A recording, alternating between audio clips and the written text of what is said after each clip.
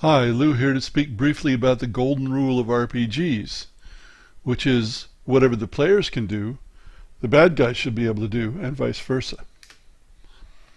Of course, the golden rule itself is present in some form in most religions and in many philosophies. For example, Immanuel Kant, treat no man as a means but as an end only. In other words, treat people as well as you yourself want to be treated. The typical Christian form is not as good as it might be, although the intention is there. The RPG version is a little bit different. What's possible for the good guys is possible for the bad guys, and vice versa. As in, if the good guys can kill an unconscious opponent with one blow, then the bad guys should be able to do the same thing. And since most players don't want that to happen to their character, then it will be harder for them to kill an unconscious opponent.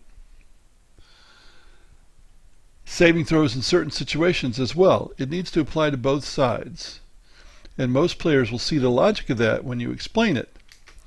Now that depends on the idea that they're playing a game and not telling a story.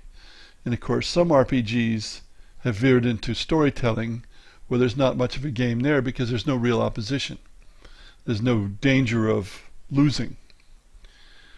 Games are expected to be fair in various ways, but stories can be as unfair as you like. After all, life is unfair.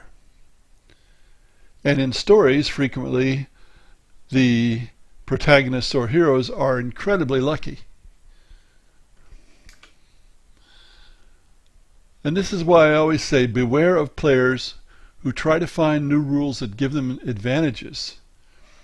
Even if the bad guys can do the same thing, the difference is that the player will always be involved in the action, whereas only certain bad guys will have that advantage.